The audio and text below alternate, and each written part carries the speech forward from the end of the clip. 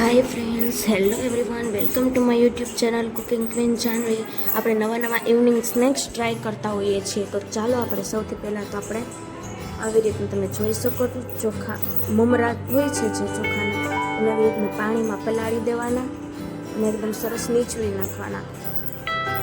પાણી સરસ નીકળી જાય ત્યારબાદ આપણે જે મમરા છે કોરા સફેદ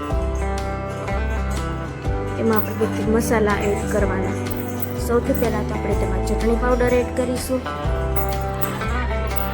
ચટણી પાવડર બાદ આપણે હળદર પાવડર એડ કરીશું. ત્યારબાદ ધાણા જીરું પાવડર એડ કરીશું. ત્યારબાદ સ્વાદ અનુસાર મીઠું એડ કરી દઈશું. બીજા મસાલા એડ કરવા તો તમે કરી શકો છો.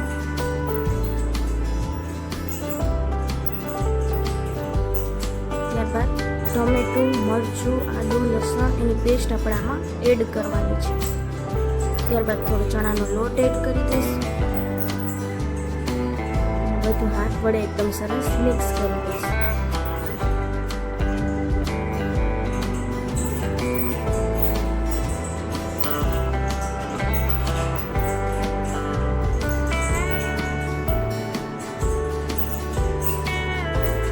ત્યારબાદ બે બટાટા એડ કરીશું, વટાણા એડ કરીશું અને આવી રીતના બધું બરાબર ફરીથી મિક્સ કરી દઈશું.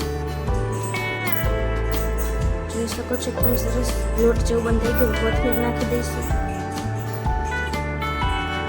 જો વિડીયો ગમે તો લાઈક, કમેન્ટ, શેર અને અમારી ચેનલને સબસ્ક્રાઈબ કરી નાખજો. નવા વિડીયોઝ જોતા રહેજો. નવી ઇવનિંગ સ્નેક્સની રેસીપી ઘરે તમે ટ્રાય કરજો. હવે એકદમ સરસ લોટ જેવું બંધાઈ ગયું છે. હવે આપણે તેમાં ટિક્કી વાળીએ તે રીતે આપણે હાથ વડે વાળી દઈશું. તેલ ગરમ મૂકી દઈશું.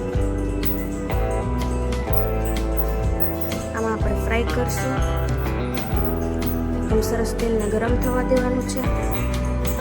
હાથ વડે ટિક્કી વાળી લઈશું. પછી તેલમાં આપણે ફ્રાય કરીશું.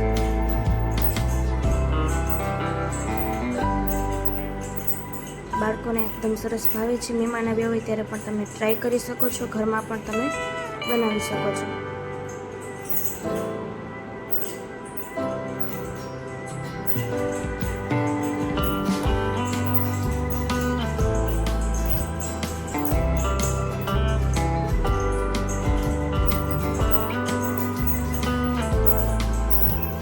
એકદમ સરસ તમે જોઈ શકો છો તેલમાં સરસ ફ્રાય થઈ ગઈ છે. આપણે તેલની બહાર કાઢી લઈશું.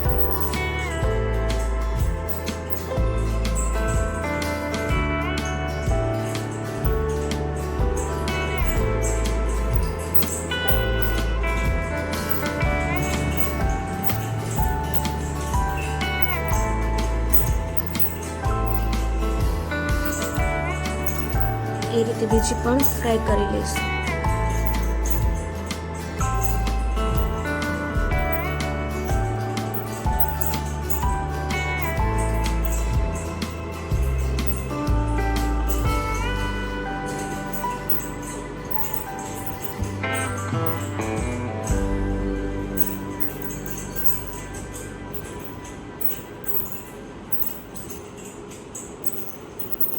હવે આપણે પ્લેટમાં કાઢી અને કોથમીર વડે ગાર્નિશિંગ કરી લઈશું. ગ્રીન ચટણી સાથે તમે તેને સર્વ કરી શકો છો. મહેમાન આવે ત્યારની આખી પ્લેટ બનાવેલી છે. એકદમ સરસ તૈયાર થઈ ગઈ છે. જોઈ શકો છો તમે. એક વખત ઘરે જરૂર ટ્રાય કરજો. બહુ જ સરસ રેસીપી છે. ટેસ્ટ પણ તેનો એકદમ સરસ આવે છે. Thank you.